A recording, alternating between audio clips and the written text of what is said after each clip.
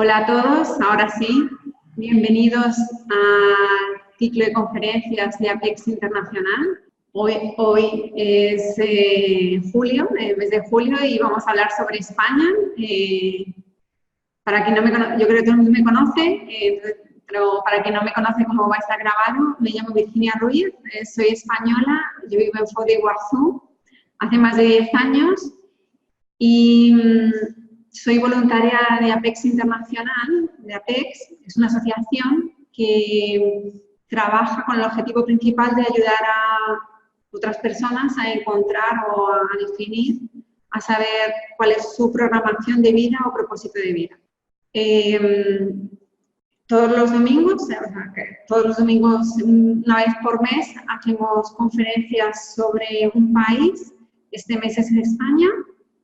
Entonces os voy a presentar, tenemos bastante información porque son muchos siglos de historia, como os podéis imaginar. Entonces vamos a comenzar cuanto antes. Como siempre, os invito a hacer cualquier pregunta en cualquier momento. Podéis participar cuando queráis. ¿Ok? Pues adelante. Ok, aquí. Vamos a pasar. Aquí está. Bueno, en primer lugar, os quería presentar el mapa de España. Son 17 comunidades autónomas, en total 50 provincias y 2 ciudades autónomas, Ceuta y Melilla.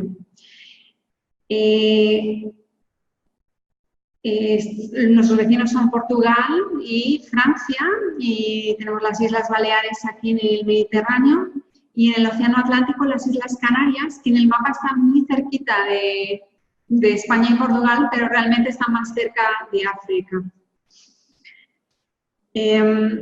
Entonces, este es España, y vamos a conocer un poquito más los datos principales.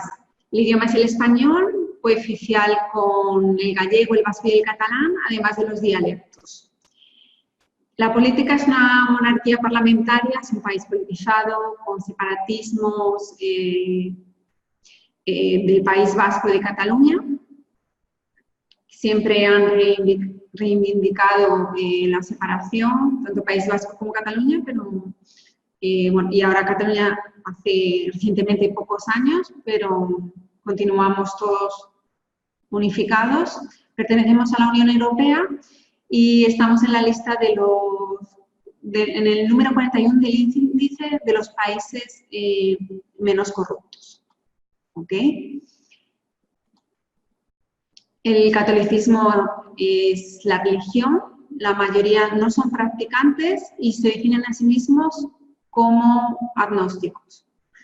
Entonces, muchos son bautizados, pero no van a la iglesia. En general, bautizan a sus hijos y a veces algunos, cada vez menos, se casan por la iglesia. La demografía son 46 millones de habitantes, en una densidad de 92 habitantes por kilómetro cuadrado, y existe una población de inmigrantes de 4,8 millones, casi 5 millones de habitantes. El sistema de salud es universal. Opa. Anterior. Salto. Eso significa que el servicio, pues, cuando tienes un seguro de salud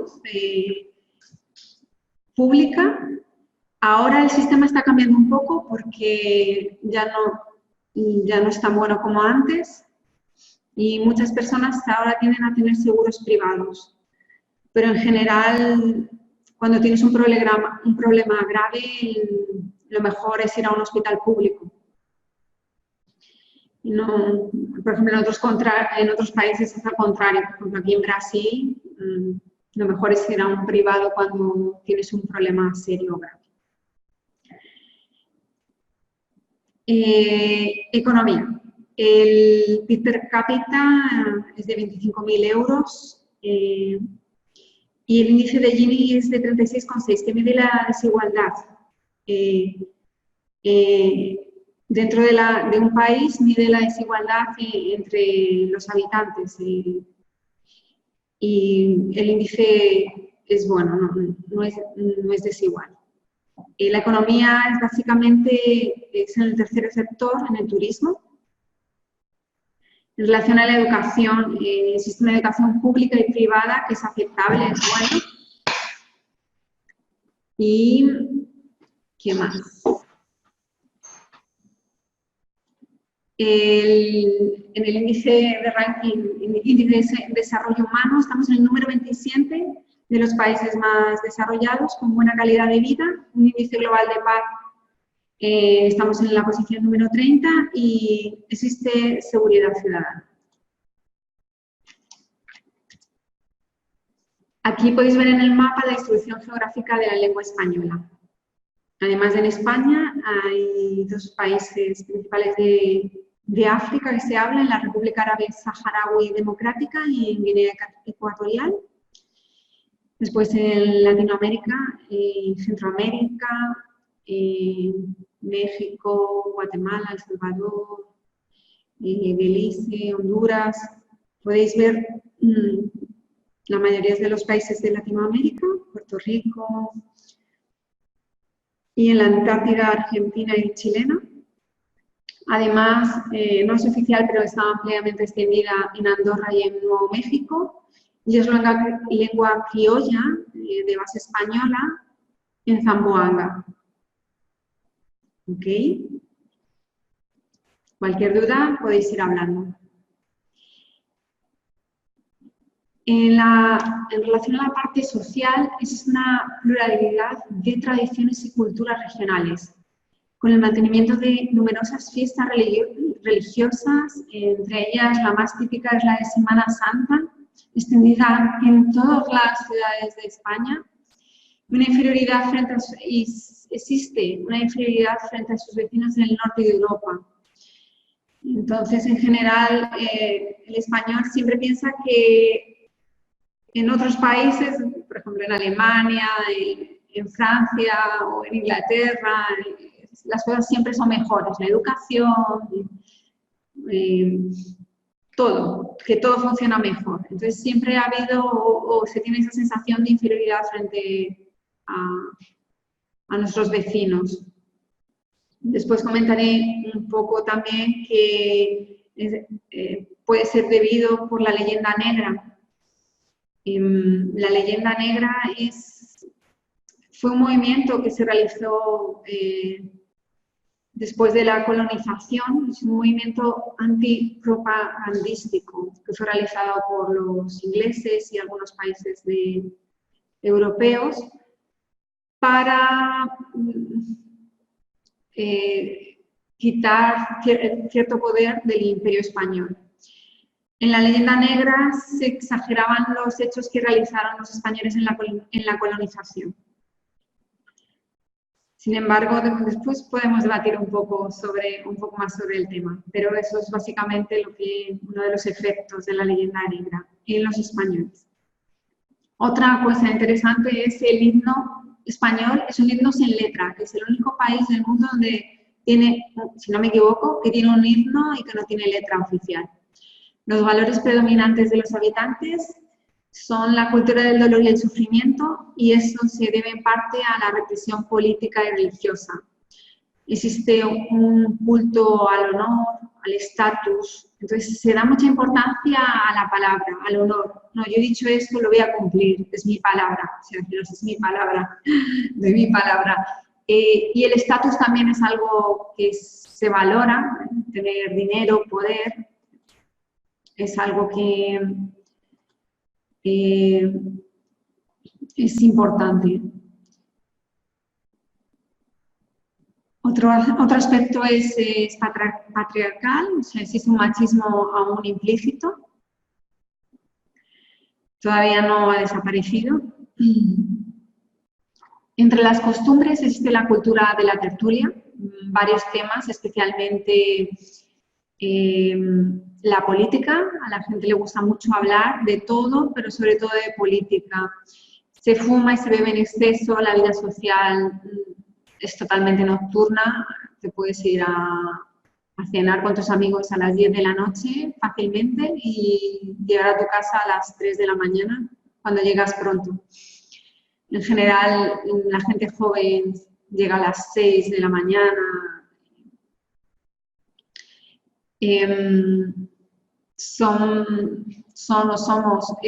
Existe cierta superstición todavía en España, existe bastante miedo. Si hablas de espíritu, ya el nombre en sí genera cierto miedo, no es algo, es algo que genera sí, cierto rechazo a lo desconocido, a lo sobrenatural. Y existen algunas supersticiones que todavía la gente todavía mantiene.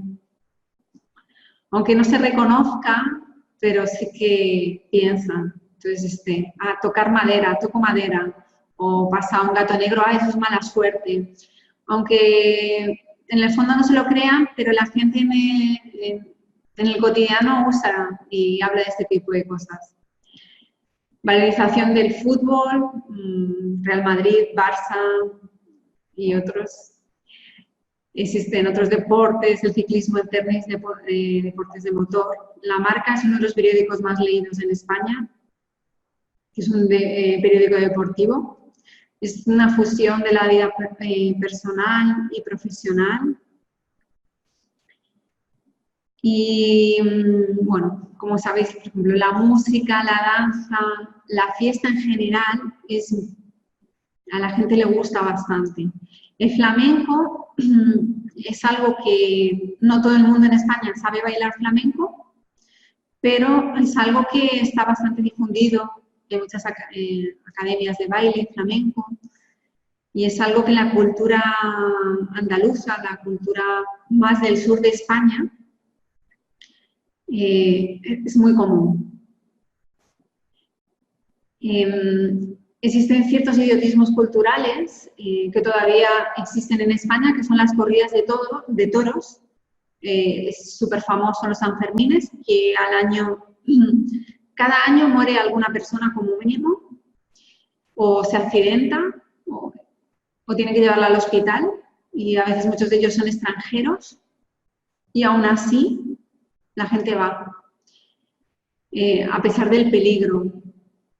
Existe una fiesta también que se llama la Tomatina, que se celebra en algunas ciudades, más típico por el sur, por ejemplo, pero bueno, también en el norte, sí.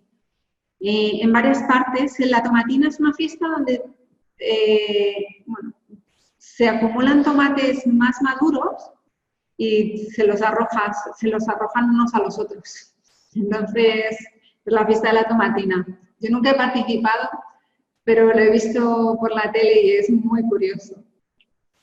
Y luego están las fallas, que entonces durante todo el año es así, un poco es interesante, durante San Juan, el día 21 de junio, si no me equivoco.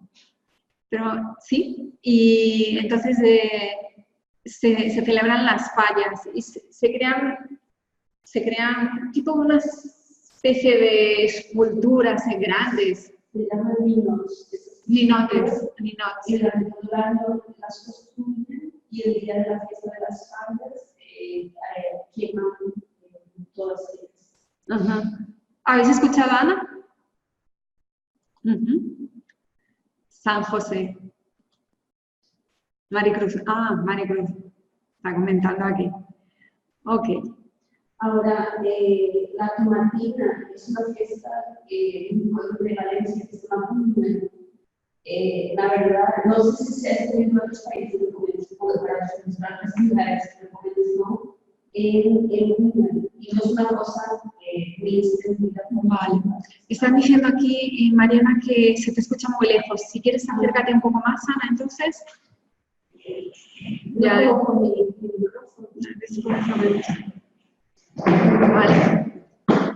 Entonces, perfecto. Ana está diciendo que la Tomatina es original de un pueblo de Buñuel, se llama, de Valencia.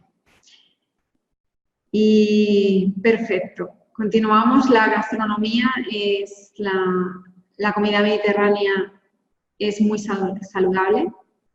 Existen 2 platos principales y también 2 platos principales y el postre. Entonces no es como, por ejemplo, que en Brasil es todo junto. Y cuando llegué aquí, casi me da algo, porque en España todo es separado. Maricruz está diciendo que las fallas son el 19 de marzo, gracias. Perfecto. Entonces, a una cosa que me he saltado, que el estilo idiomático. El idioma español es directo, es bueno para dar órdenes, porque es más directo en sí. Por ejemplo, si se compara con el de Brasil, que yo como vivo aquí, el de Brasil es más dulce, más... la forma de hablar no es tan directa y yo me di cuenta de eso porque se producía un choque cultural. Cuando hablabas con alguien se sentía que estabas mandando, pero es que es el idioma en sí que es más directo y claro, eso hace que la otra cultura, que el idioma de él es un poco más suave, pues repercuta. Entonces es interesante la comparación con otros idiomas. Es un idioma muy rico, procedente del latín, y bueno, tiene esa característica. Otro aspecto es la lectura energética del medio ambiente. Considero que es densa energéticamente porque España es denso, sobre todo por los siglos de historia, de sucesión de monarquías, guerras, guerra civil, en fin, varios aspectos que hace que la energía en sí sea densa, sobre todo en las metrópolis, en las ciudades. Sin embargo, existen lugares preciosos, fantásticos, existen, en la UNESCO listó como 44 lugares considerados patrimonios de la humanidad. Entonces, existe una riqueza bastante grande de información, digo, de lugares, ¿no? Os voy a enseñar unas fotos aquí, para que veáis. Muy bien. Entonces, a la izquierda, ahora que acaba de entrar Kepa, que es nuestro voluntario de Bilbao, está en el Museo de Guggenheim. A nuestra derecha, Zaragoza. Aquí a la izquierda está el Parque de Gaudí en Barcelona. Parque Güell, eso. Perdona, Parque Güell, y es una obra de Gaudí. Otro aspecto aquí a la derecha, esta foto es preciosa, es de Cantabria, con las montañas. Entonces en España existe montaña, mar, ciudad, existen varias, en una misma ciudad, en las capitales, existen varias riquezas naturales.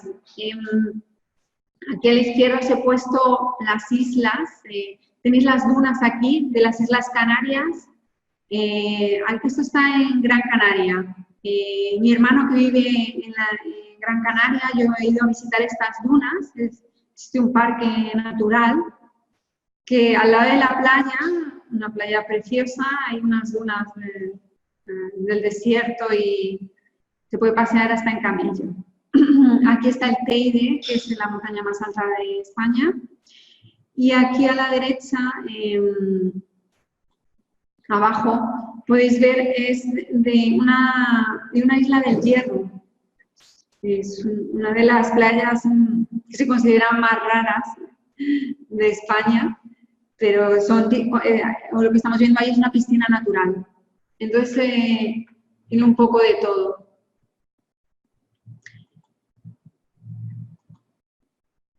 Bueno, ahora vamos a entrar un poco en cómo nos ven desde fuera los españoles. Es un país, la verdad, tradicional, dicen, que inspira confianza, democrático, pacífico, solidario, rico, religioso, tolerante. Sus ciudadanos son trabajadores y sus políticos son honestos. Esto fue una encuesta realizada, que se realiza a todos los países, qué es lo que piensan de los otros países los ciudadanos. Los conceptos asociados principalmente a España son el sol, las vacaciones, la playa, la fiesta, los toros, la comida, el vino y el fútbol. Está tapado ahí. Pero aquí he puesto la paella, muy típico, el jamón, siempre preguntas, y la música. No sé, he puesto aquí el flamenco, pero no necesariamente, pero en sí la música es algo que bailar es algo que nos gusta a los españoles. Y ahora una descripción de cuál es el carácter de los habitantes. Esto es subjetivo, pero existen ciertos padrones comunes. Ahí os voy a pedir que los españoles y los no españoles, todos, si queréis comentar sobre ello, ¿no? que participéis. Entonces, como talentos, capacidades, habilidades, somos sinceros, decimos lo que pensamos. Entonces, dices lo que piensas y no te lo guardas. Somos predecibles, honestos, nobles, valientes, organizados, serios, responsables, trabajadores, confiables, sociables. Nos gusta reunirnos con la familia, con las reuniones, con los amigos, tomar café. En España hay muchísimas cafeterías. En una misma calle puede haber varias. Y todas, casi siempre todas están llenas. Somos afables, alegres, solidarios, comunicativos, buenos anfitriones y respetuosos. Como defectos, mal humor, falta de empatía a veces. Falta de empatía porque a veces la persona dice lo que piensa y ahí pierde la empatía muchas veces con el otro. Indignado, hasta se creó una manifestación de los indignados. Entonces se dio el nombre a una manifestación política de hace unos años, yo no me acuerdo cuánto tiempo, pero se llamaban los indignados. El español en sí es indignado, se indigna por las cosas que no le gustan, que no piensa que no están bien. Es orgulloso, agresivo, tiene dificultad para escuchar, no admite críticas, pero es el primero en criticarse. Entonces esto es muy común, por ejemplo, estás en un grupo de amigos y un amigo critica a alguien de tu familia y dice, no, espera ahí, yo puedo criticar a mi familia, pero tú no. Eso es común. O dentro de la familia, entre tíos y primos, dices, no, es mi hermano, yo puedo decir, pero tú no. Si entras demasiado, ya existe ese ataque. Es rudo, irritable, represivo, y pienso que esto es por causa de la dictadura, de lo que restó de la dictadura militar de Franco. Es pesimista también, generalmente asociado a la tradición judeocristiana,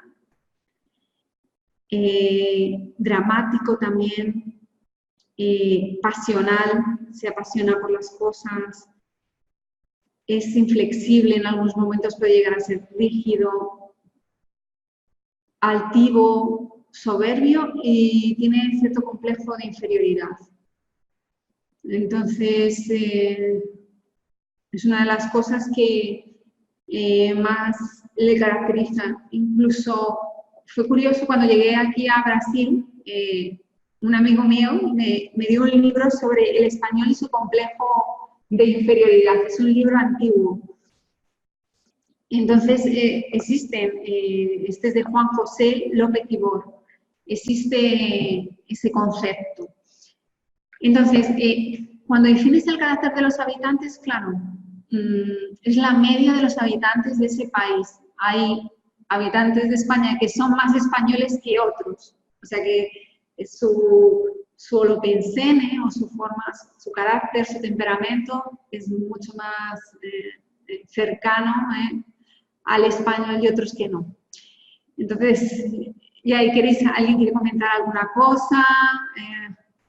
¿Alguna cosa que concordéis? ¿Alguna cosa que faltó? ¿Que pensáis que...? Podéis hablar en cualquier momento, ¿vale? Yo estoy aquí a disposición. O ponéis en el chat y si queréis, y ahí os voy abriendo el micrófono, ¿vale?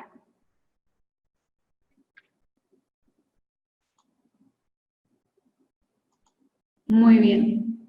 Pues vamos a comenzar ahora con la historia, pero si queréis podéis ir enviando las preguntas y vamos resolviendo, ¿vale?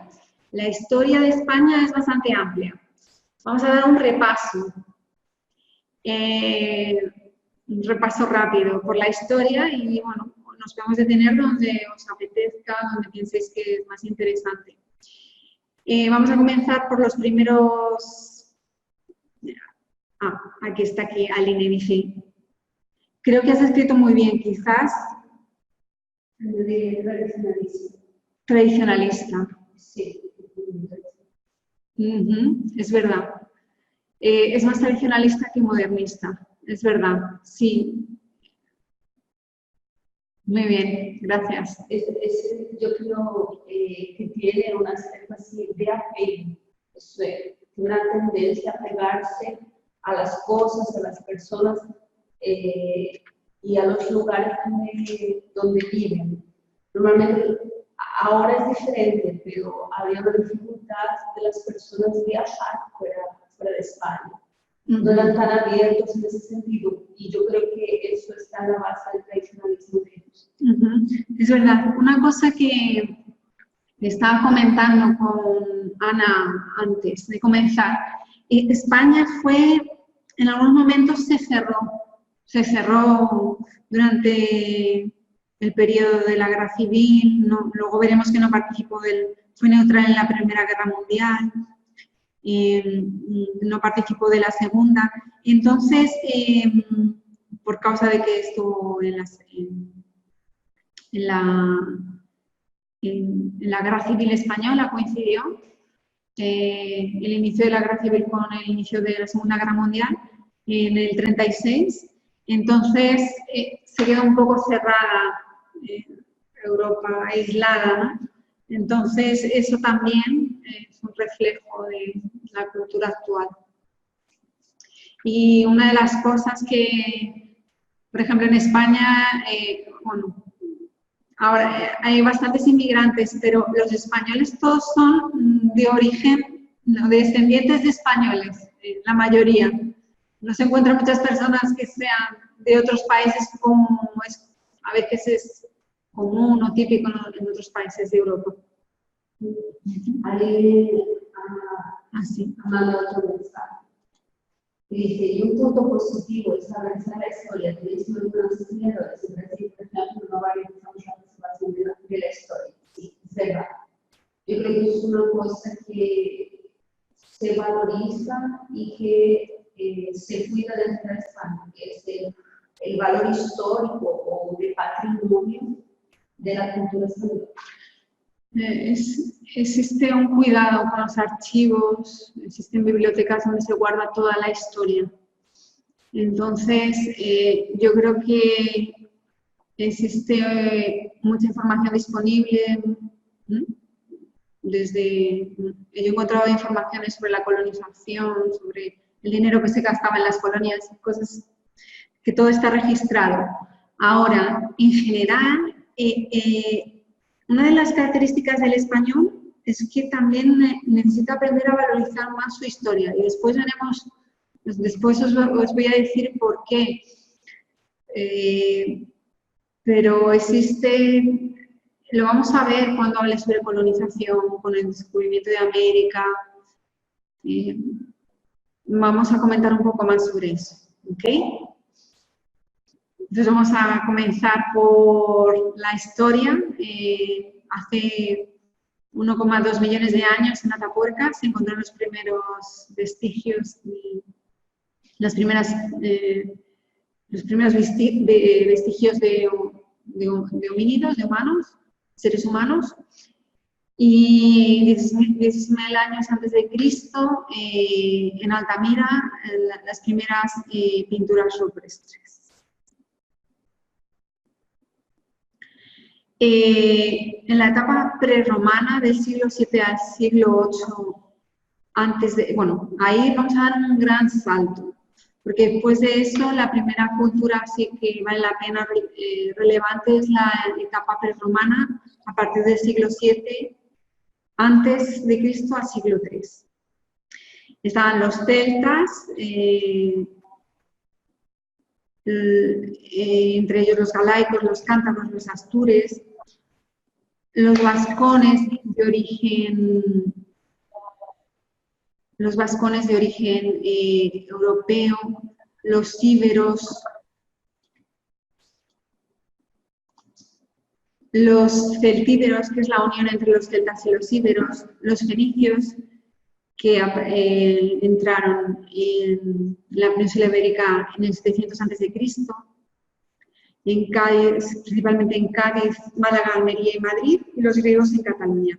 Aquí he puesto la dama de Elche del siglo VI, que fue un símbolo de los íberos.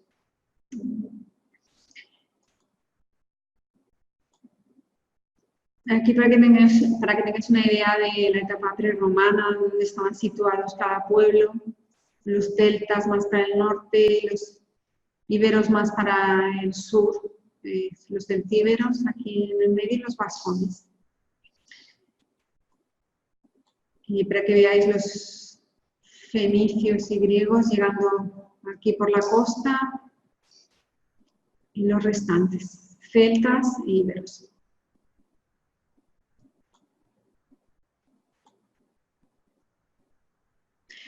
Etapa romana en España.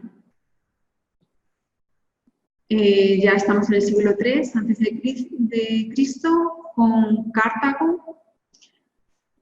¿Qué ocurre? Que Almícar Barca y su hijo Aníbal van a invadir parte de la península ibérica, pero con un otro objetivo, como base para atacar Roma. Y ahí es cuando comienzan las famosas guerras púnicas. Y en esas guerras vence Roma, y a Roma, cuando ve España, pues le gusta y dice, pues podríamos asentarnos aquí, es un buen lugar. Y en el siglo III al siglo V después de Cristo, Roma estará presente en la península ibérica con el nombre de Hispania. Va a durar 2 siglos la conquista de Roma por parte, la conquista de la península ibérica por parte de los romanos. Y en la Segunda Guerra Púnica España comienza a formar parte del imperio. Emperadores romanos, Adriano, Trajano, Marco Aurelio y Teodosio serán los que estarán gobernando en esa época. La mayor aportación de Roma es el cristianismo, y van a difundir su cultura, economía y construcciones, y España se va a beneficiar mucho, sobre todo por las construcciones que dejaron. Aquí podéis ver el acueducto de Segovia y el Teatro de Mérida.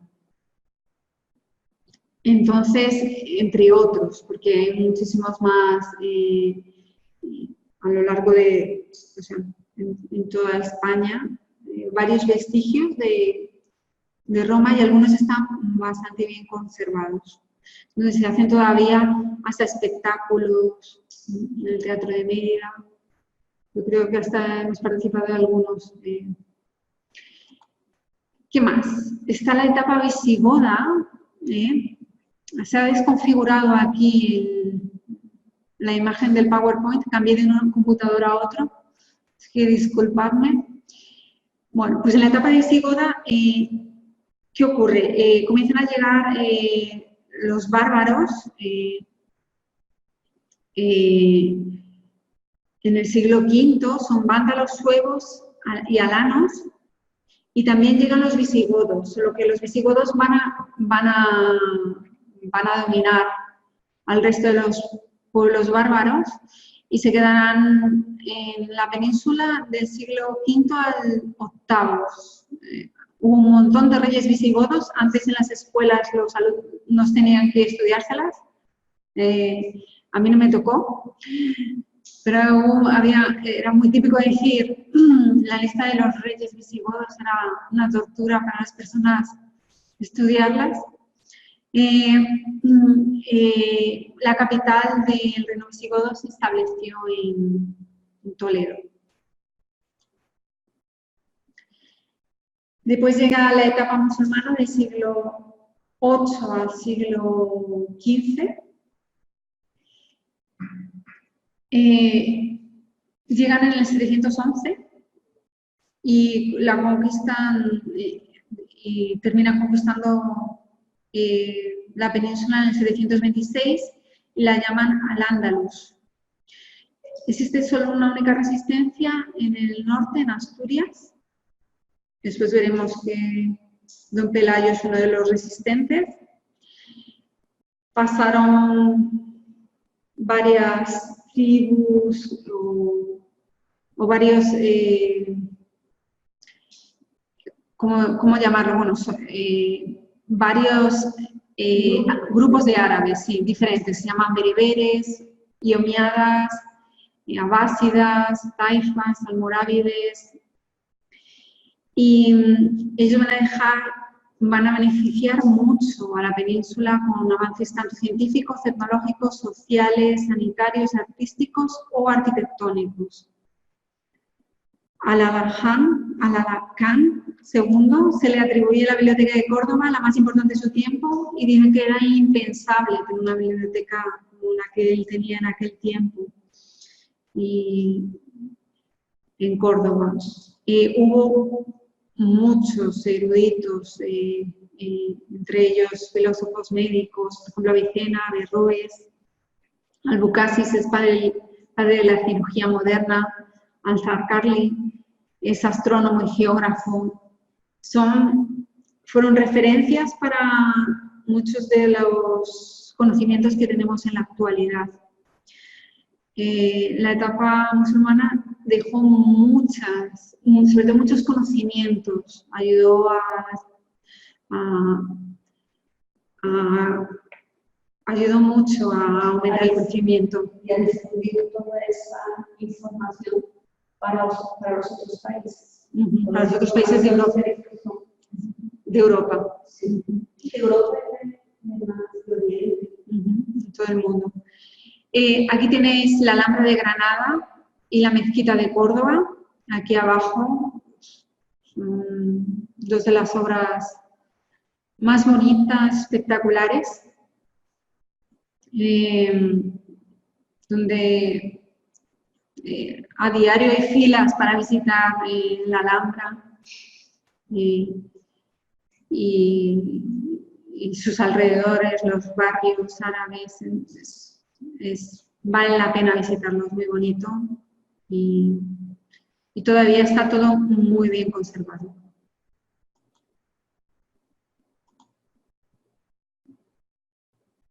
Bueno, está la etapa musulmana, pero como habéis visto, hubo un reducto en Asturias que no fue no llegó, o sea, los árabes no consiguieron llegar, los musulmanes. Entonces, comienza la reconquista también del siglo VIII al siglo XV. Entonces, 722 con Don Pelayo, donde se comienza poco a poco, como veis en el mapa, en 790, después en el 900, comienza la reconquista de los territorios.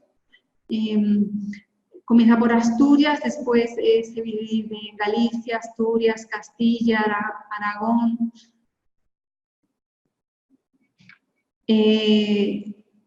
Tengo aquí esta parte, no estoy consiguiendo bien.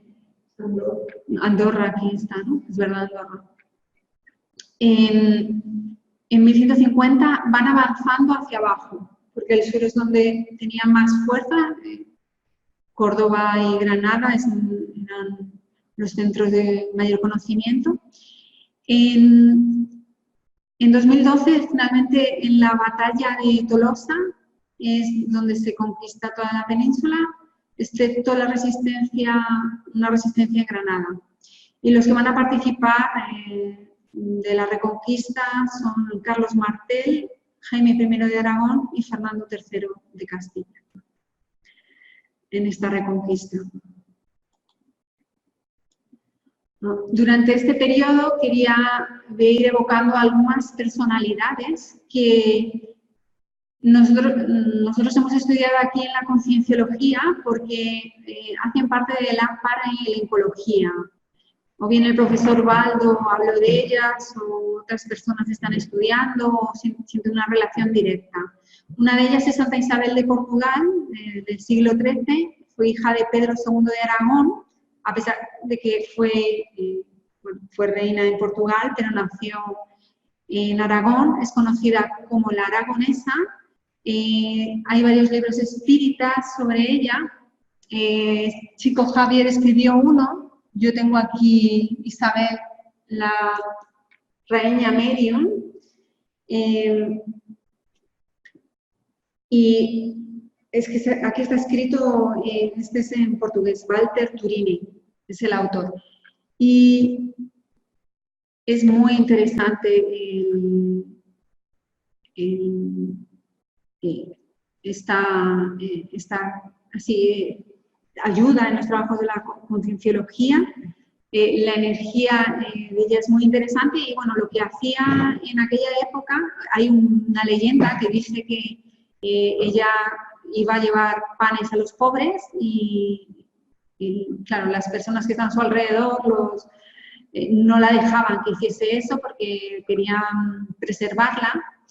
Y una de las veces veis que tiene en el manto, ella siempre se escondía los panes para que nadie la viese. Y una de las veces le dijeron, a ver, abre tu manto, que seguro que tienes comida para llevárselo. Y dice, no tengo nada. Y cuando lo abrió, en vez de panes aparecieron flores. Y dice la leyenda que transmutó los panes en flores. Entonces, es una de las cosas que más se difunden.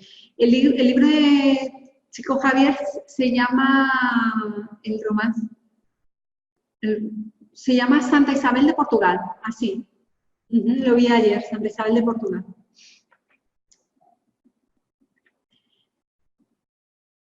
¿Qué más? Aquí tenemos los reyes católicos.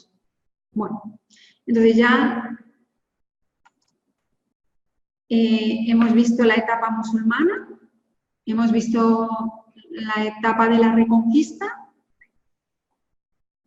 y ahora, bueno, en el siglo XV aparecen los reyes católicos que eran de los reinos de Aragón y Castilla y ellos cuando se casan integran los dos reinos en 1469 y a partir de ahí los reinos de Aragón y Castilla por la primera vez están unidos. A la derecha puse a Beatriz Galindo, que es una de las personalidades que también es estudiada aquí en la Concienciología, incluso hay un busto aquí en el CAE. Fue preceptora de Isabel y de sus hijos y sus hijas. Entonces, una de las características de la corona española es que los reyes se invertía tiempo en aprendizaje, en conocimiento, y las preceptoras hicieron un trabajo para que los reyes de alguna forma tuviesen más conocimientos de todas las áreas del conocimiento. A diferencia de otras monarquías que no existía eso. En general, las otras monarquías invertían más en los hombres, varones, que en las mujeres. Aquí en la monarquía española no. Había una igualdad en relación a los estudios. ¿Qué más? Durante el siglo XV se estableció en España la Inquisición en 1478. La estableció Torquemada y duró hasta las Cortes de Cádiz en 1813. Existe la película Los fantasmas de Goya, que retrata muy bien esta realidad. A mí me gustó bastante porque se ve cómo de alguna forma es algo fiel de lo que ocurría en aquella época, de cómo a veces por cosas pequeñas se denunciaba a alguien y se la perjudicaba mucho. Entonces os recomiendo esta película.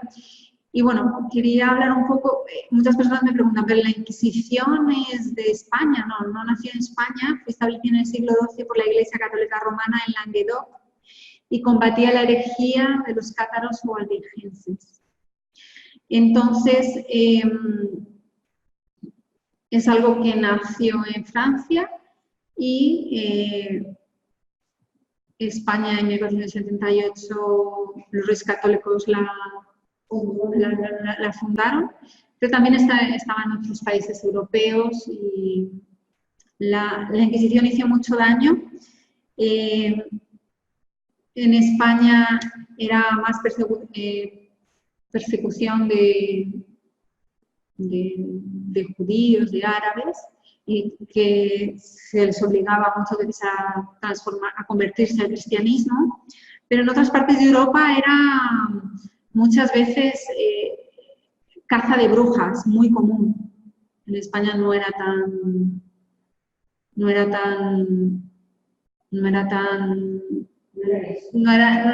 enfocado en las brujas, aunque había eso también.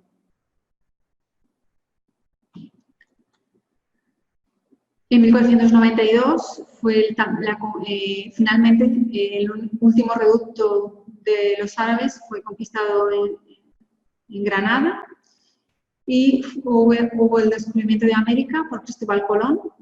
Hubo descubridores importantes como Hernán Cortés y Francisco Pizarro.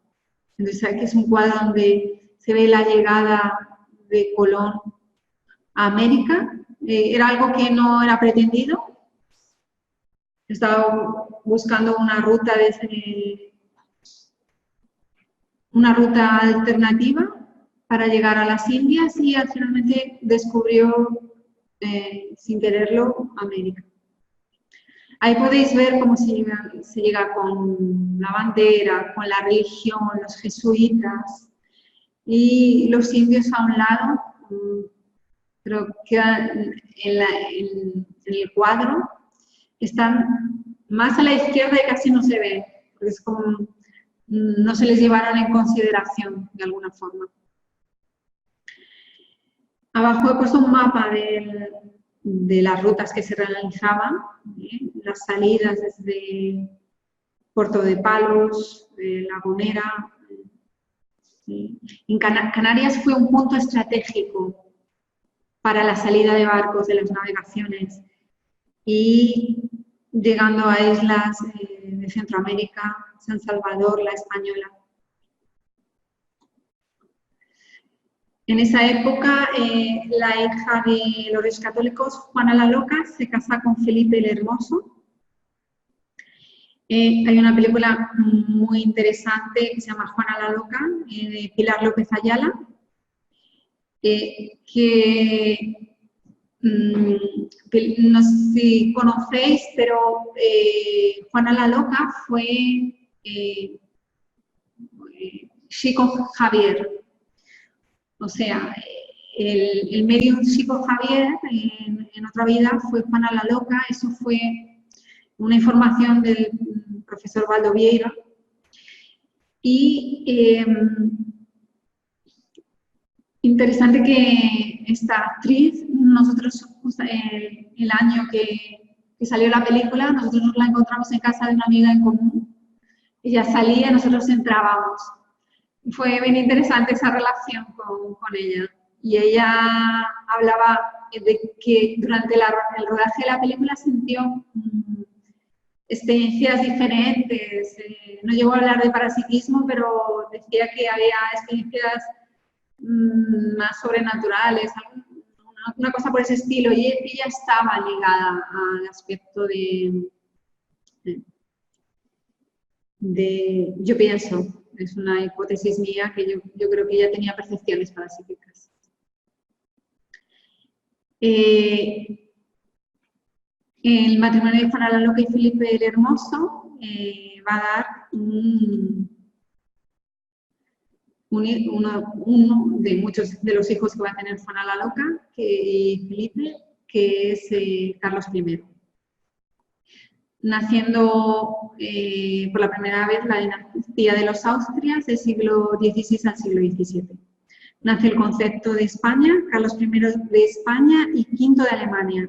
Va a heredar posesiones de Europa y entre las batallas de Italia, el descubrimiento de Oceanía y la conquista de América, Azteca, Maya e Inca, hacen que el imperio sea uno de los más grandes de la historia, alcanzando su plenitud con Felipe II, que será el hijo de Carlos I. Hay varios libros, tengo aquí el de Carlos V, de Alfred Kotler. Es interesante la personalidad de estos reyes, cómo ellos eran. Creo que hay.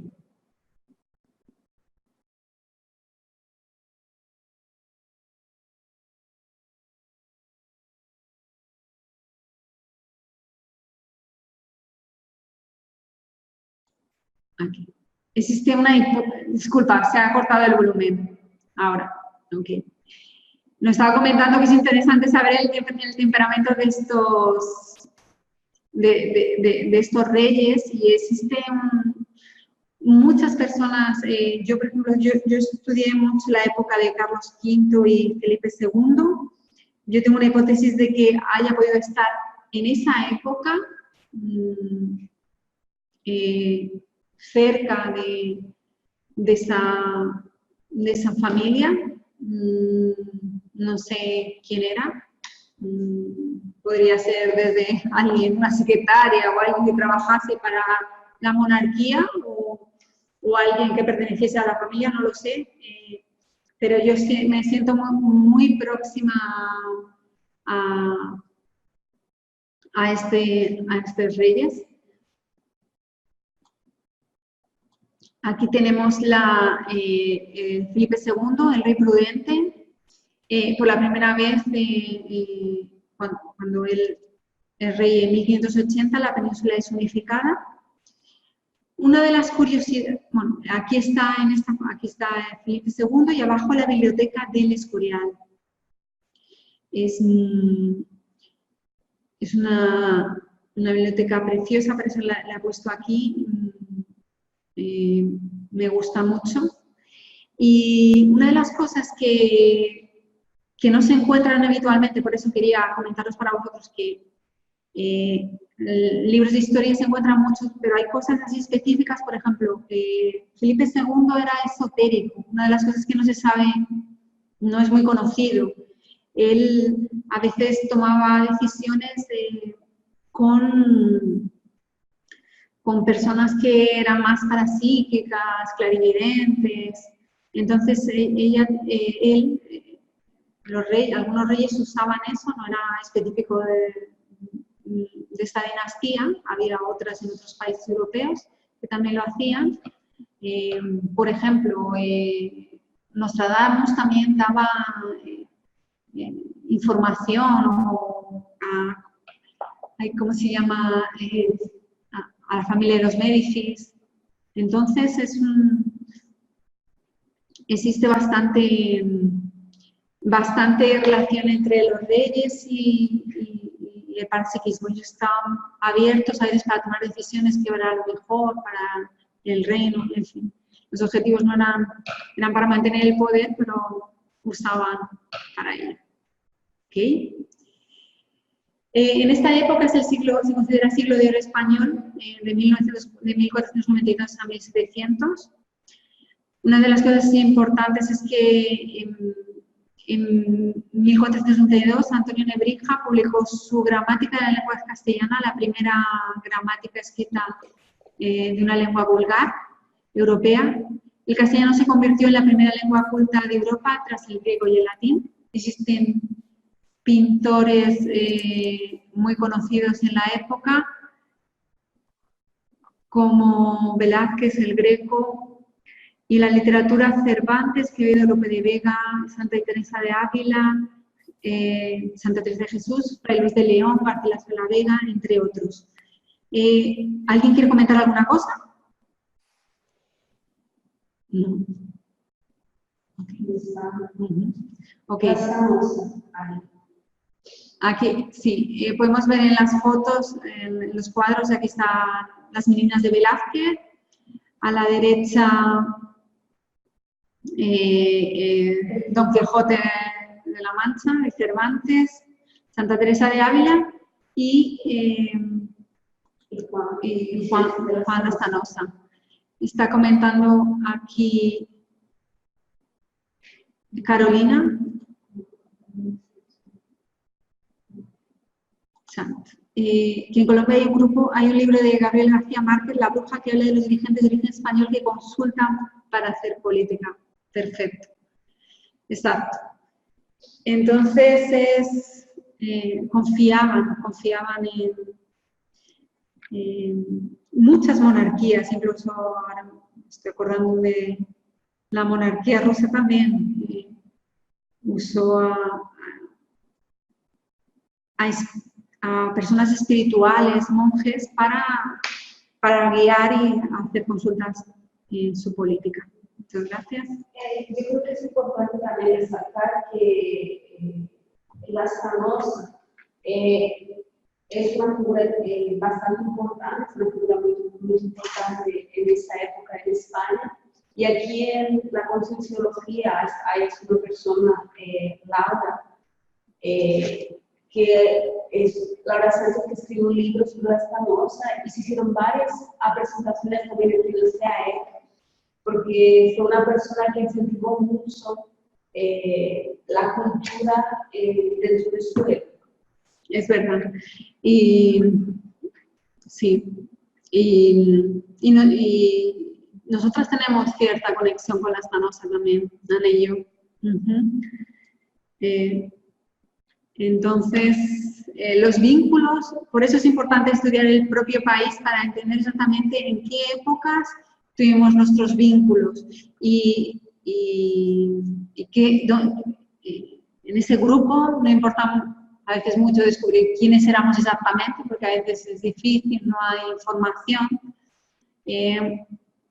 pero sí saber un poco que formamos parte del grupo, qué hacíamos y bueno, situarse, realizar esa localización, autolocalización sexológica, que justamente es el tema de la tertulia matinal de hoy, de nuestra amiga Luciana Labor. Entonces, todo bastante conectado, es conectarse con el grupo. Luego os voy a dar unos ejemplos. Bueno, la dinastía de los Borbones del siglo XVII al siglo XIX. Voy a ir un poco rápido ahora en esta época. La dinastía de los Borbones fue la decadencia del imperio, fue difícil. Pasaron varios reyes, entre ellos Carlos II el Hechizado, que muere sin descendencia. Va a existir una guerra entre Austrias y Borbones, ganando estos últimos, los Borbones, que son descendientes de Francia. Y a partir de ahí va a asumir el poder Felipe V, nieto de Luis XIV, asumiendo el despotismo ilustrado. La RAE, en 1713. La Real Academia de la Lengua Española. Voy a responder a... El reinado de Fernando VI, después se sucede el de Carlos III, el mejor alcalde de Madrid, Carlos IV, en la secuencia. En 1805 ya había decadencia, acaba por el Imperio Español, acaba por hundirse en la batalla de Trafalgar entre Inglaterra y España, y en 1808 Napoleón va a invadir España, poniendo en el poder a su hermano, el rey José Bonaparte. Fernando VII,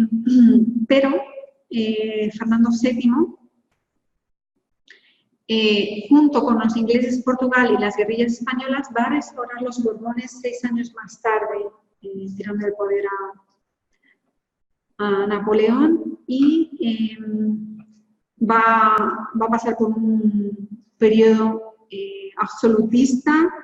No va a respetar la Constitución de 1812, que había sido firmada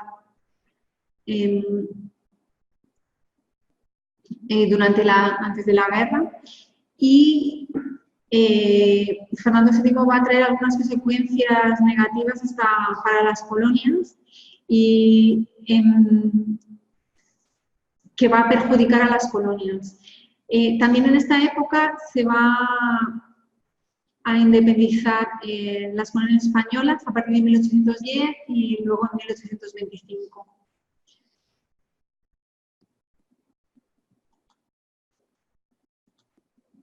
En la dinastía de los Borbones va a haber 3 guerras carlistas, porque por un lado quieren que asuma el poder Isabel II, que es la hija de Fernando VII, los liberales y otros, los tradicionalistas, quieren que asuma su hermano Carlos, el hermano de Fernando VII.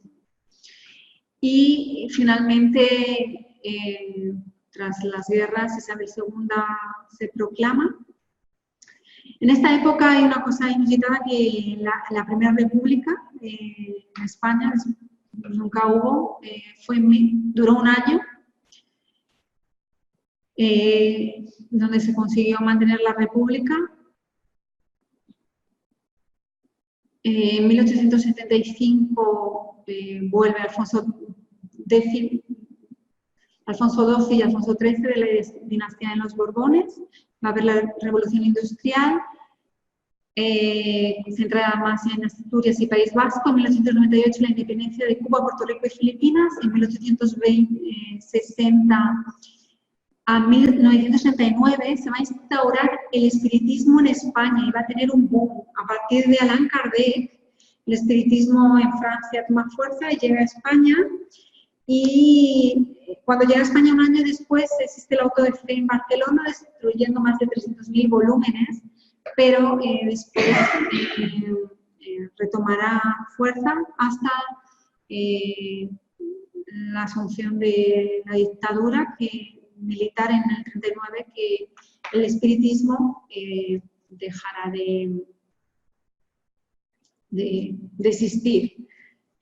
Porque todavía existe, ¿no? Pero vamos, se va a reprimir el espiritismo durante la dictadura. Después vuelve, y ahora el movimiento espírita existe en España, pero con muchísima menos fuerza. Existen varios representantes, hasta uno de ellos fue ministro en este periodo, Castelar. También está aquí la foto de Amalia Domínguez Soler, que fue una de las representantes que hizo un buen trabajo. ¿Qué más? Seguimos aquí en el siglo XX, España fue neutral, terminó de industrializarse gracias a que fue neutral. Hubo la dictadura de Primo de Rivera y la Segunda República, por segunda vez en la historia hay una república en España, desde la Guerra Civil Española, en la cual ganan los franquistas, donde Franco va a tener una dictadura del 39 hasta el 75, que fue su muerte. En esta época, la paraencología, voy a resaltar, aquí en el libro de Céfiro podéis encontrar que en 1920 la serenona monja Mataró estuvo resomada, o sea, vivió ahí.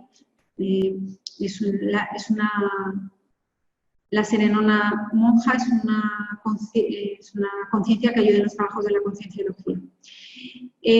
España democrática, a partir de 1978, con la Constitución Española, se constituye una monarquía parlamentaria con Juan Carlos I, y en el siglo XIX, siglo XXI, perdón, se entra en la Unión Europea con el actual rey Felipe V. Muy bien. Entonces, el repaso de la historia. Y como podéis ver, voy a hacer un resumen aquí, son 8 siglos de influencia romana con el cristianismo, 7 siglos de influencia musulmana, 6 siglos aproximadamente de monarquía con poder inquisitivo, 3 siglos de autoritarismo imperial y persecución inquisitorial. Hubo poquísimas revueltas contra la monarquía y en la conquista existe un papel de las navegaciones, de la colonización, de la esclavitud y la evangelización de indígenas muy fuerte. De 1492 a 1898, que es las últimas independencias de las colonias. Hay 3 lopensenes que yo quiero resaltar: el religioso, la colonización y evangelización, y la monarquía. Esos son los 3 grandes lopensenes característicos de España.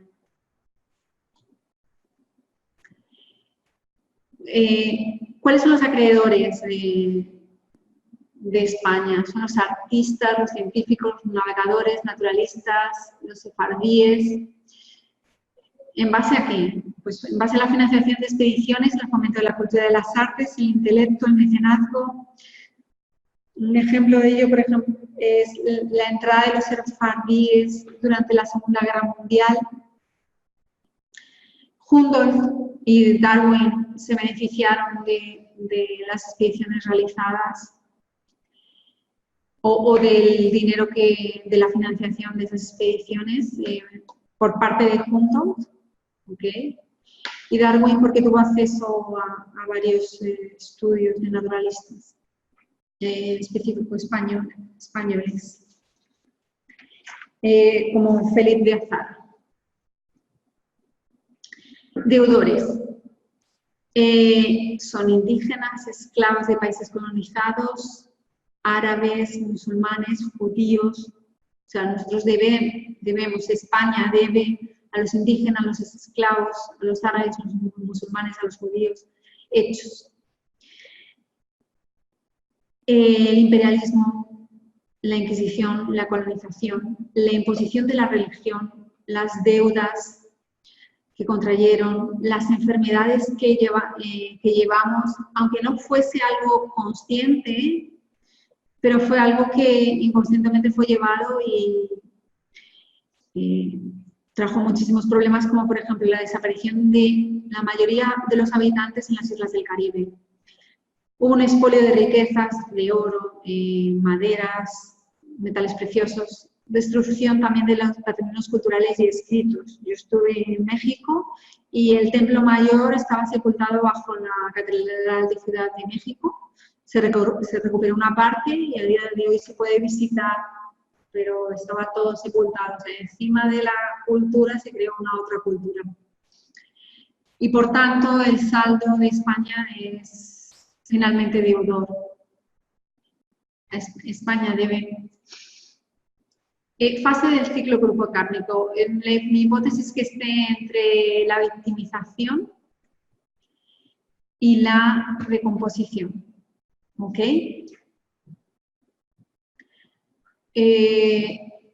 La monarquía fue la... voy a hablar de algunos ejemplos, ¿vale?, de recomposición y de victimización. Por ejemplo, de recomposición, retirada del poder político de la monarquía. Fueron las cosas que fueron instauradas en el siglo XX. El rey es representante, pero no interfiere en la política.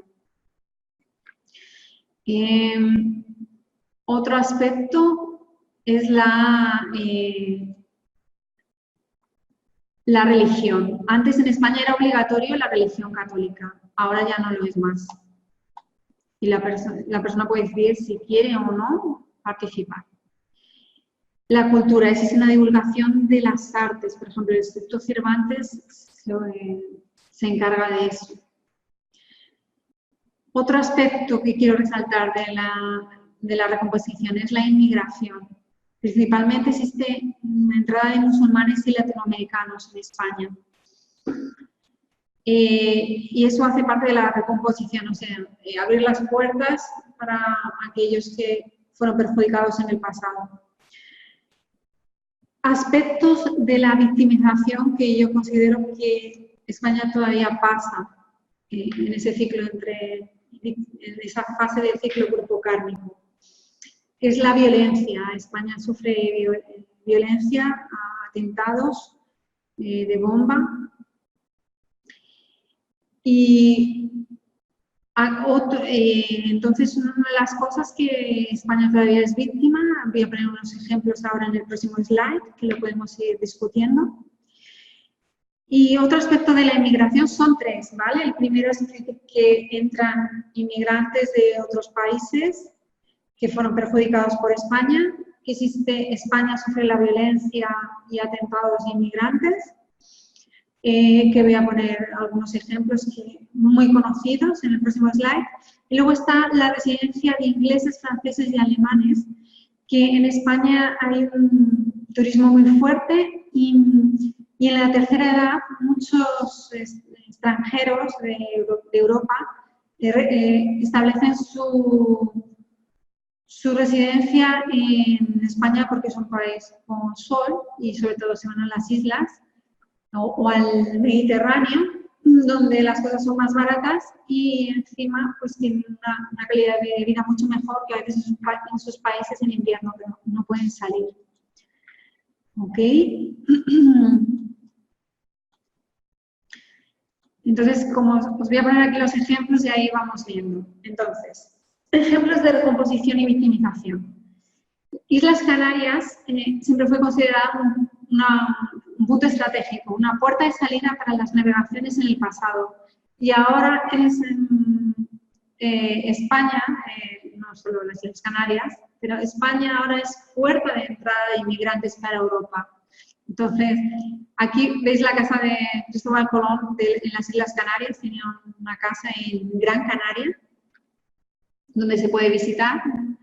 Y aquí a la derecha veis las pateras, muchísimas embarcaciones de personas que vienen de África y muchas veces muchos pierden la vida en el camino porque las condiciones son muy malas y tienen que pagar un dinero para llegar, casi utilizan toda su fortuna para llegar a España. Muchas veces las embarcaciones españolas les rescatan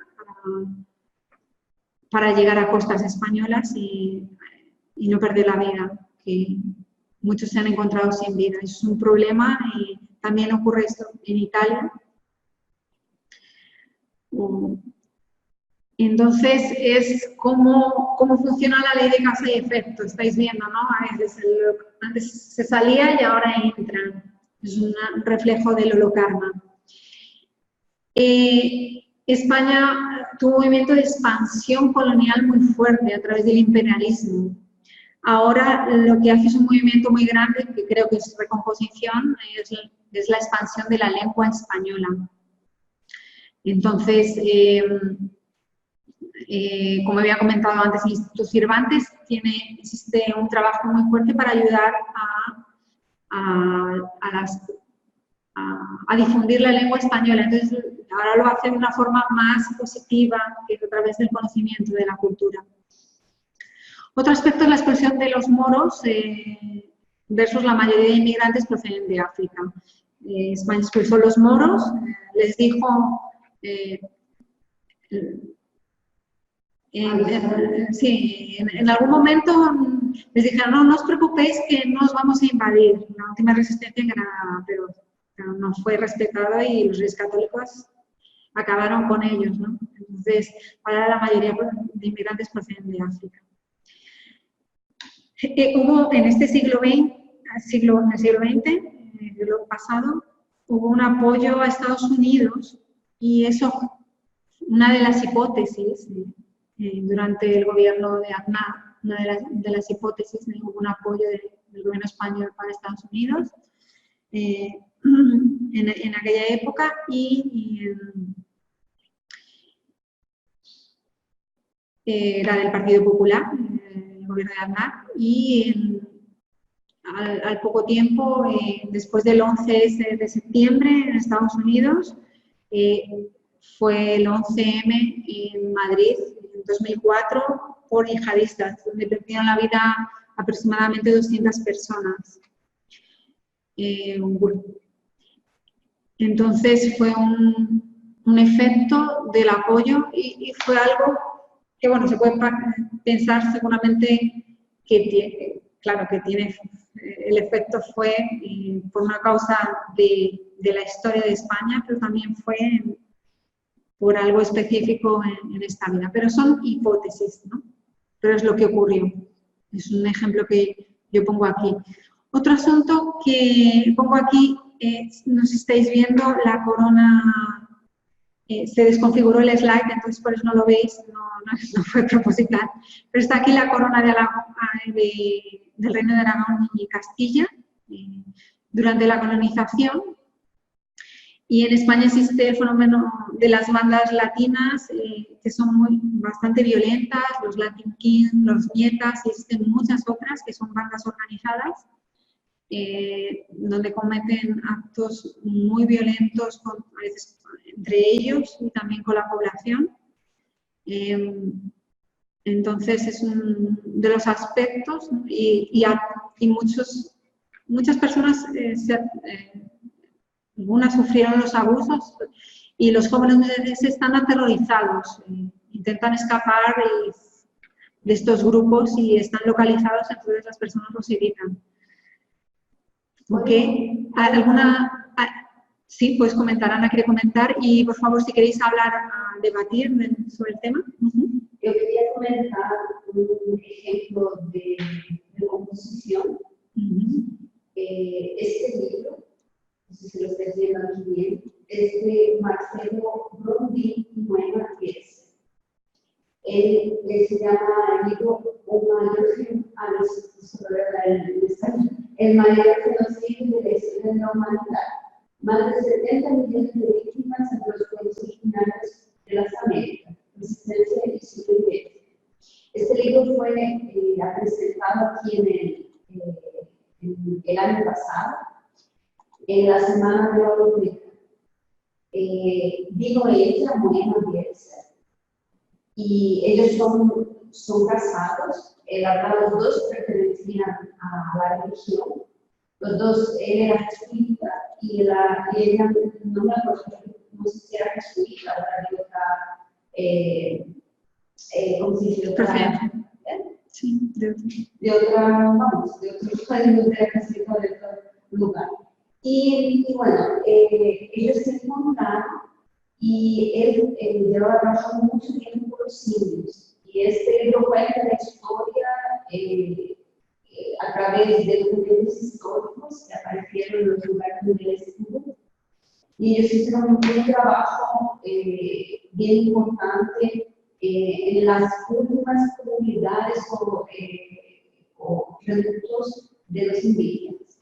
Eso es bien interesante. Entonces, yo creo que eso es algo muy positivo de recomposición. Hablando de recomposición, otra cosa que no comenté aquí, no he puesto, es la cooperación internacional que España hace en los países de África y Latinoamérica, que incluso yo he trabajado en esa área durante bastantes años de mi vida. Entonces, una de las cosas de recomposición. Pero quiero poner aquí está Bastenier y Antonio Espino López, que habla sobre España de saber reconocer los errores de la conquista, la evangelización y la rapiña de las riquezas. De Sangre y Fuego son episodios cuya extrema crueldad no fueron fruto de su responsabilidad, pero solo conjuntamente con el criollo que fue brazo ejecutor de tanto abuso y crimen contra el indígena y el esclavo durante la colonia y la independencia. Antonio Espino López habla que en realidad todo el mundo es más o menos consciente de que tenemos una factura pendiente con los descendientes de las poblaciones aborígenes. Me da la sensación que por una cuestión de patriotismo malentendido siempre se ha negado cualquier exceso cometido en América o se ha querido justificar con una típica acción de guerra. Yo pienso que existe una necesidad aún de retractación, de reparación de la verdad de la conquista española. El contexto histórico es una oportunidad para aceptar los hechos sin culpar a las generaciones actuales. Yo que vivo en Brasil, muchos me dicen, tú eres una colonizadora, tú eres una monarca, tú eres una navegante. Yo soy de todo. No lo sé, creo que no. Creo que tengo un papel, no de los tres, pero es verdad que existe todavía España o cada uno de los españoles necesita reconocer el papel de la conquista, que no fue positivo en muchos aspectos. España se confundió, aunque fuese por el contexto de la época, pero hubo una falta de respeto a los derechos de los indígenas. Murieron muchos indígenas por enfermedades. No fue inconsciente, no fue consciente, no fue intencional, pero ocurrió. También hubo el expolio de riquezas y la imposición de una religión como si fuese la única, y como si el pueblo no fuese avanzado, a pesar de que hubo muchas contribuciones, pero fue una invasión. Virginia, ¿sabes decirme cuál es el papel de Barcelona en la Reconquista o cuál es su actuación? Sí. Me voy a poner aquí, el slide, creo que está aquí. Muy bien, me he acertado y todo. El papel de la Reconquista. Entonces, la zona de Aragón, que en aquella época también se consideraba Cataluña, ¿no? Esa área, fue Jaime I de Aragón, como estaba comentando, que participó del proceso. La verdad es que el reducto, tengo aquí un libro, te voy a recomendar que te compres este libro, estos 3 libros, para que entiendas un poco mejor la Reconquista, porque este hombre se llama José Javier Esparza. Es muy bueno, o sea, es muy crítico, cuenta la historia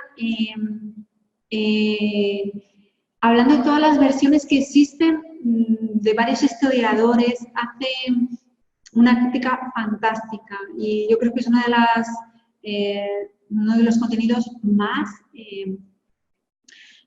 fidedignos de la Reconquista. Yo te lo recomiendo, se llama José Javier Esparza, son 3 volúmenes. La gran aventura del reino de Asturias, porque todo comenzó con Asturias con Don Pelayo y después continuó con los demás reinos. Los segundos reinos a anexarse fueron el de Galicia, pero también el de Aragón. Pregunto porque el profesor Baldo me dijo que mi conexión era Monja, Barcelona y el norte de África, y mi hipótesis es que se ha relacionado con la Reconquista. Perfecto.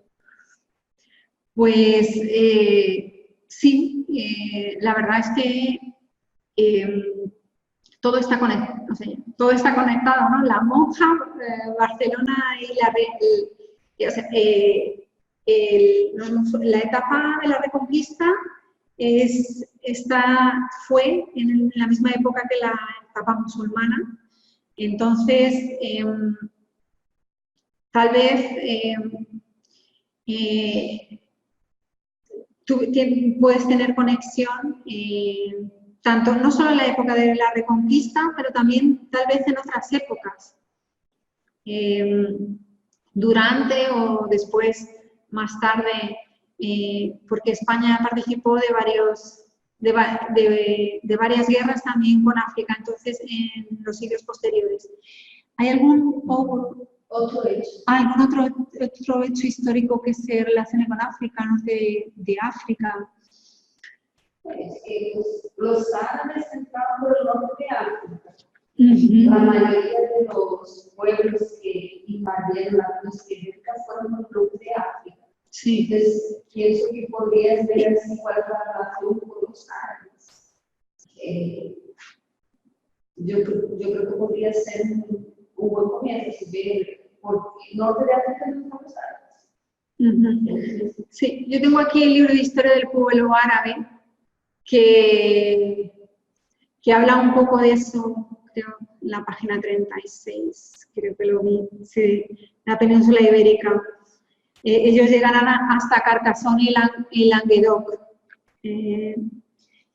Y realmente entraron por toda la zona por toda la zona sur. Pero no sabría decirte si hay otros hechos históricos importantes. Sí, te envío las fotos después, ¿vale? Pero hay muchísima historia y a través de la historia que nosotros nos vamos localizando. Vamos a ver, continuamos aquí por el slide. Vale. Entonces, como os estaba comentando, estamos entre la victimización y recomposición, la responsabilidad holocárnica, y ya estamos acabando. La mejor actitud es reconocer los errores, responsabilizarse sin necesidad de defender la historia o culparse, o perderse a veces en elucubraciones de la historia, prehistoria, quién tenía razón, entonces la leyenda negra, hasta qué punto España fue injusticiada porque fue una divulgación, un movimiento antipropagandístico, hasta qué punto, la verdad, o hasta qué punto España hizo realmente algunas barbaries. Lo importante es saber cada uno cuál es su propia responsabilidad y dentro de su área, localizarse dentro de los grupos, o sea, la autolocalización serexológica. Te pregunto, ¿en qué grupo participabas entre estos vigentes? Monarquía, navegación, colonización, evangelización. ¿Cuál es tu holopensene dominante? ¿Qué defendías? Por ejemplo, a veces estuviste en la monarquía y apoyaste algunas expediciones, o a veces estuviste más en la área de la religión, con jesuitas evangelizando, o eras de los navegadores descubridores que iban a descubrir nuevas tierras.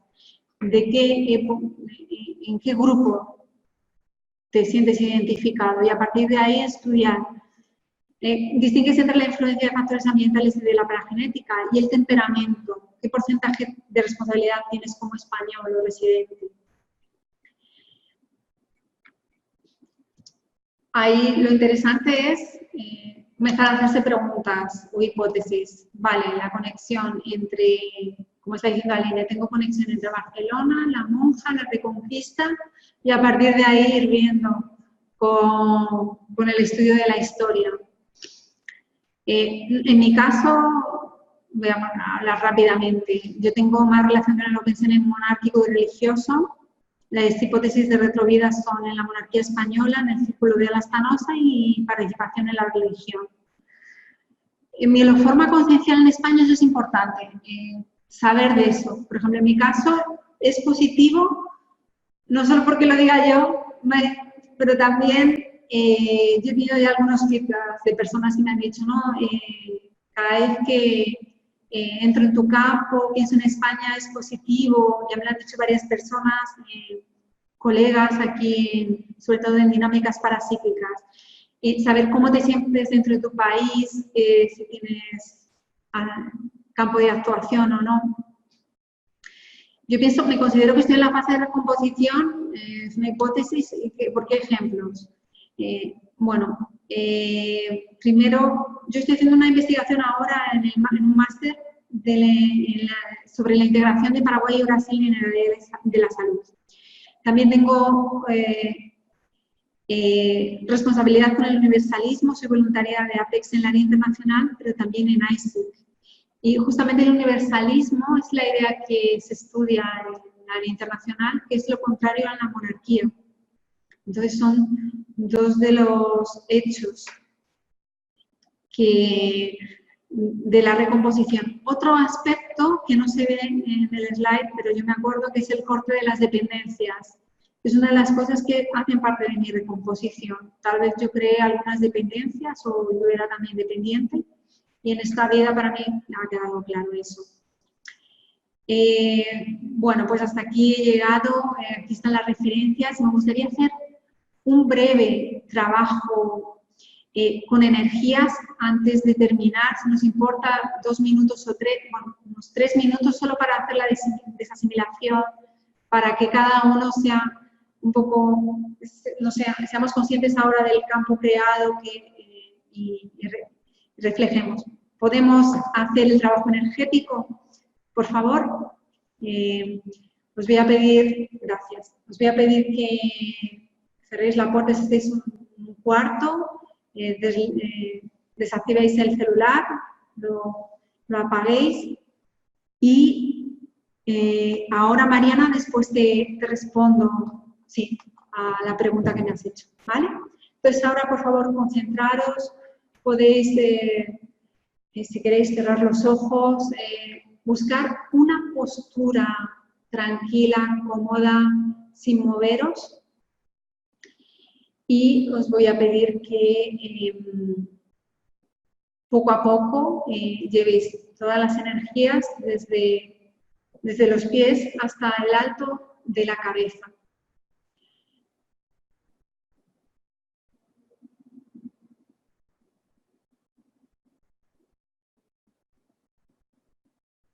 Llevad todas las energías hasta el alto de la cabeza y poco a poco vais a bajar las energías de la cabeza hasta los pies. Vais a mover las energías de arriba para abajo.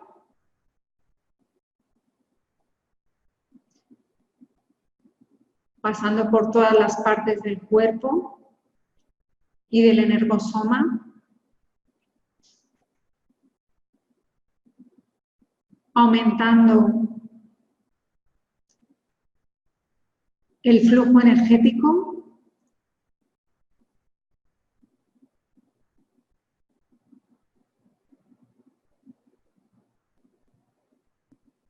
Hasta alcanzar cada uno en su tiempo el estado vibracional.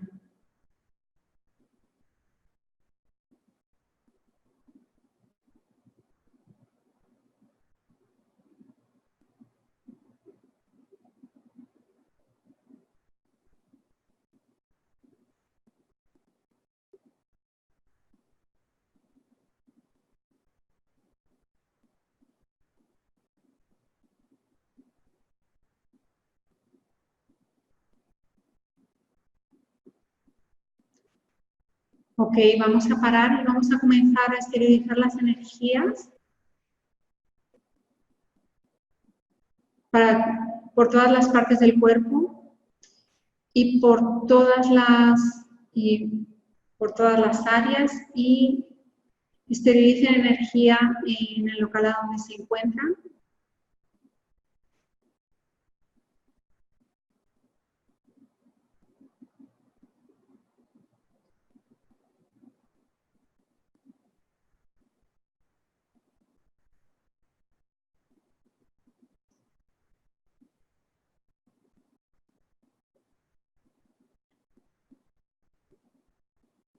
pueden percibir también esa conexión desde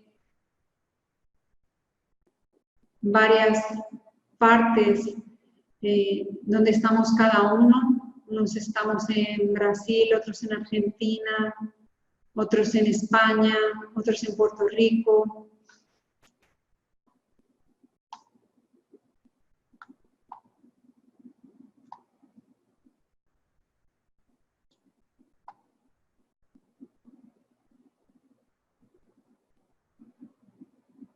Se conecten en ese proceso de exteriorización de energías.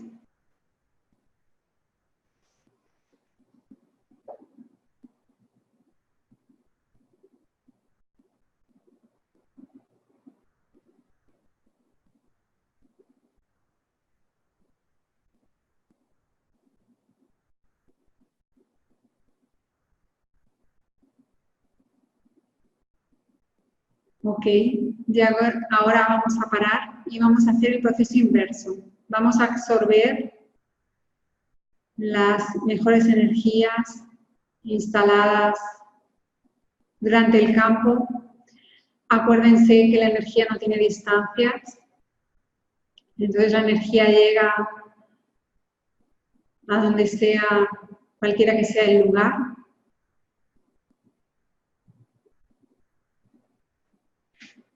Absorban las energías para restablecer su equilibrio interno, su equilibrio holosomático de todos los vehículos de nuestra manifestación.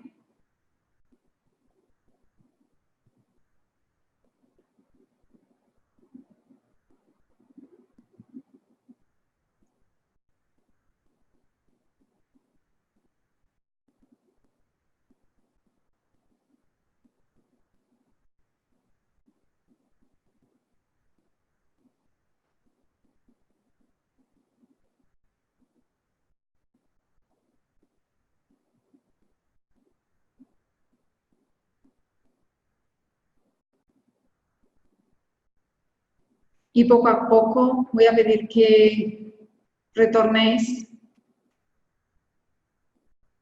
que volváis a vuestro espacio, comencéis a mover los brazos, el cuerpo lentamente, a abrir los ojos.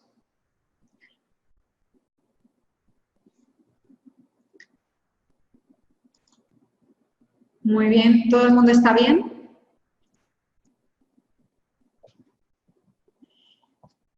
¿Alguna experiencia que queráis compartir? Trabajo energético siempre es bueno para desasimilar, pero también nos puede venir algunas ideas importantes. ¿Alguien quiere comentar alguna cosa? Ya estamos en nuestro horario. Pasó un poco, disculpen el horario. Entonces, pues ya hemos acabado hasta aquí. Estaba la pregunta de Mariana. ¿El nombre del autor árabe? Aquí está hablando Aline. Sí, muy bien. La energía se expandió mucho cuando hemos hecho la conexión entre todos, la esterilización. Ah, qué bueno. Yo también he sentido aquí esta conexión con vosotros y ha sido muy positiva la experiencia, muy buena. Ahí he sentido el equipo extrafísico muy bueno acompañando. Gracias. Entonces, nos vemos en próximas ediciones. Gracias por vuestra presencia y nos vemos. Un abrazo.